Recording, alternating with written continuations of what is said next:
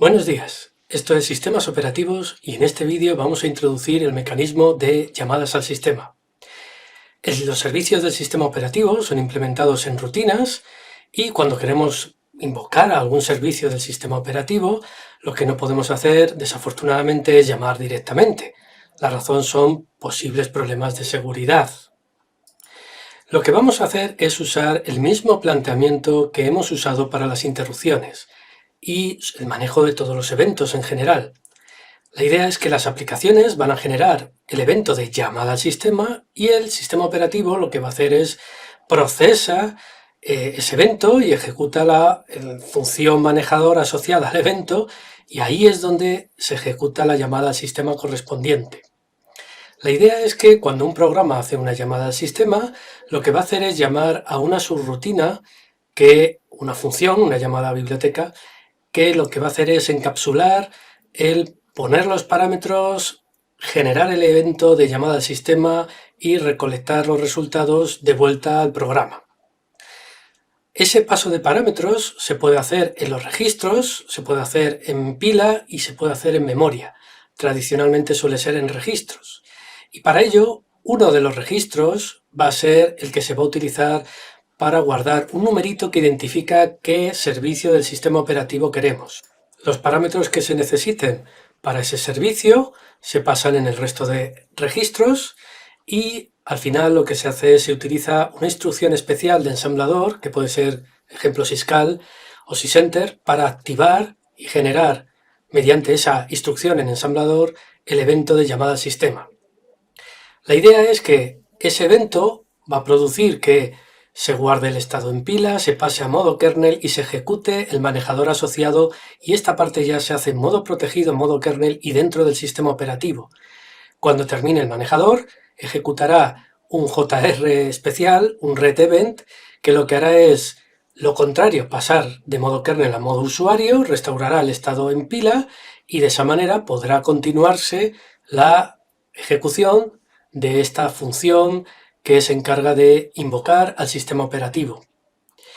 Esto hace que a lo largo del tiempo, como se puede ver en la figura, un proceso ejecute, solicite el servicio del sistema operativo y pasa a ejecutarse esa rutina de forma segura, y cuando termine podemos bien volver a ese proceso porque ya puede tener ya ese servicio cumplido, lo que pedía puede que lo tenga, o bien puede decidir el sistema operativo incluso buscar otro proceso y ejecutar otro proceso porque este proceso A inicial se haya quedado bloqueado.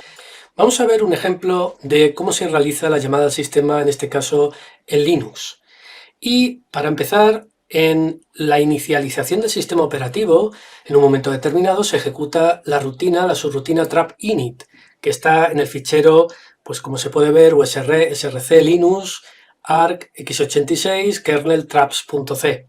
Y la idea es que, entre otras cosas, se asocia a el evento de syscall la llamada a la función systemcall, que va a ser la encargada de procesarlo. Desde el punto de vista del programa, lo que se va a hacer es invocar a una función, que en este caso, bueno, pues para cada servicio tiene una función particular, pero en el caso de Linux es posible tener una función syscall que el primer parámetro es el identificador de la llamada al sistema, es decir, este syscall permite llamar a cualquier llamada al sistema conociendo el identificador. Bueno, pues vamos a suponer que tendríamos una llamada 222 que permite hacer una copia de un string origen que está aquí en src en uno destino dentro del sistema operativo, dentro del kernel. Bien, pues vamos a invocar esta función syscall pasándole como parámetro el identificador de llamada al sistema y las direcciones destino y origen de los dos string. Una vez hecho esto, se va a invocar a la función que hay en la librería del sistema, en la libc, asociada a esta llamada al sistema. Para cada una de los servicios del sistema operativo va a haber una función que se va a encargar de invocar al servicio correspondiente. Lo primero que se va a hacer es guardar en los registros del procesador el identificador de la llamada y los distintos parámetros. Se utiliza EAX, EBX y ECX, que son los registros en el caso de procesadores compatibles con x86. A continuación, se ejecuta la instrucción sysenter, que lo que provoca es generar un evento de llamada sistema, y es como si la CPU se generara a sí mismo una interrupción especial al ejecutar esta instrucción, y esto hace que se pase, como hemos dicho antes, bueno, pues a modo protegido, se salva el estado en pila, se comprueban parámetros, y con el identificador de llamada sistema, normalmente vamos a tener una tabla de punteros a función. El índice de esa tabla es el índice de la llamada que queremos invocar, y accediendo a ese array, bueno, pues con ese índice tenemos el puntero a la función que tiene la ejecución, bueno, pues el código correspondiente al servicio de esa llamada. Entonces lo que vamos a hacer, como se puede ver, es pues acceder al iésimo, al 222 componente de esta array, y ahí encontraremos un puntero a una función que es este sys subrayado 222, que tiene el código de cómo tratar esa llamada. Una vez que termine, vuelve a esta función de subrayado system call, y lo que hará es, básicamente, como se puede ver, es pasar los resultados, restaurar el estado y, bueno, consultar si conviene volver al proceso o hay que replanificar y volver a otro proceso porque este se haya quedado bloqueado. Esa tabla, hay un fichero que tiene todos los índices con el listado de sus rutinas asociado, y como se puede ver, pues bueno, pues la 222, aquí tenemos que es para i386, y tenemos la llamada, el nombre que se le puede dar y la función dentro del sistema operativo que se va a encargar de implementar ese código. Además, para arquitecturas de 64 bits, bueno, pues también hay una entrada asociada para indicar que si estamos en un kernel de 64 bits y una aplicación quiere hacer una llamada de 32 bits, bueno, pues también habrá que darla de alta. La implementación de las llamadas al sistema en el kernel son fáciles, se ha automatizado ya que pues hay muchas. Vamos a tener una macro que es syscall subrayado define, un numerito que es el número de parámetros, y a continuación indicamos el nombre de la llamada en el kernel, indicamos el tipo, primer parámetro, tipo y segundo parámetro. Una vez que tenemos esta macro, esto se extiende, se cambia en tiempo de compilación por todo lo necesario en el kernel. Y nosotros, pues lo que haríamos aquí, como se puede ver, es algo muy sencillo, y es utilizar dentro del kernel la función getUser CSRC+i, que nos permite acceder a una posición de memoria y coger un byte, y ese byte que hemos obtenido, vamos a decir que lo ponga en una posición de memoria que sería des+1. Y una vez que hemos hecho eso, incrementamos i, mientras que el carácter que hayamos accedido sea distinto de 0, del de fin de cadena. Una vez que hemos terminado, pues utilizamos un printf especial que hay dentro del kernel, que es printk, printkernel, y ponemos este string para que, bueno, pues podamos depurar y ver que se ha llamado y se ha hecho todo correctamente. Devolveríamos 1 si no hay ningún problema en esta llamada al sistema.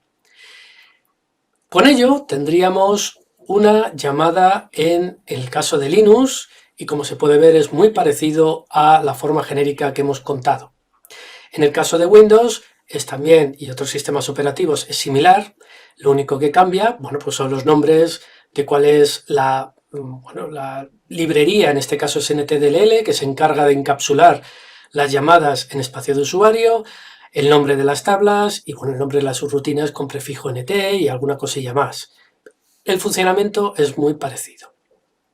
Bien, todo el conjunto de funciones que tiene disponible el sistema operativo suele ser la interfaz del programador.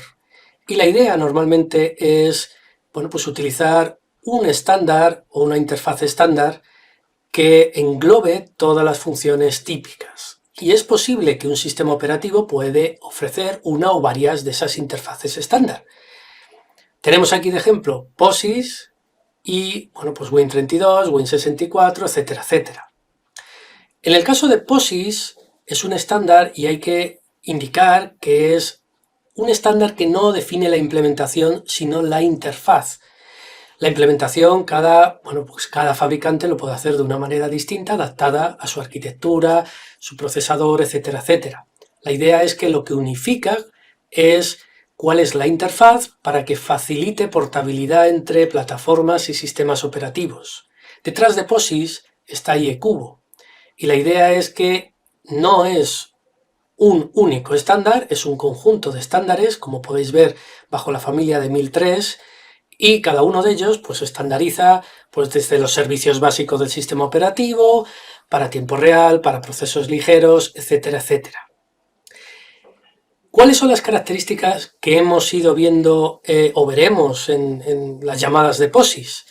Bueno, pues que tienen nombres cortos, letras minúsculas, fácil de recordar, pocos parámetros, las funciones normalmente devuelven 0 si ha ido todo bien y un número negativo, como por ejemplo -1, si hay un error. Se guarda, por lo menos en los primeros estándares, en la variable global erno, el código de ese error. Y los recursos, pues bueno, básicamente, en general, lo que vamos a hacer es trabajar con descriptores, que es un numerito que identifica pues, a un fichero, a una zona de memoria. Vamos a intentar siempre trabajar con descriptores para ser más cómodo ese trabajo con recursos. Además de POSIX, pues con el paso del tiempo se ha ampliado esa idea de estándares y, por ejemplo, hay otro también interesante que es el Single Unit Specification. Tenéis aquí la versión 1 hasta la versión 4, que es la más reciente a día de hoy, y la idea es que es una evolución de POSIX, pero que también engloba otros estándares pues, de interfaces de usuario, de líneas de mandatos, de utilidades, etcétera, etcétera. Hay ejemplos, por ejemplo, AIS, Euler, HPUX o MacOS, de los que han pasado ya bueno, pues la certificación de ser UNIS 03. La idea de este estándar es que hay una serie de tests que permiten comprobar que si se cumplen las especificaciones, se pagan por pasar esos tests y por todo lo que es la asesoría para pasarlos, y con ello pues se tiene una certificación de que bueno, pues los usuarios pues pueden ejecutar sin problemas todo lo que son estos estándares. Y con ello terminamos el mecanismo de llamadas al sistema.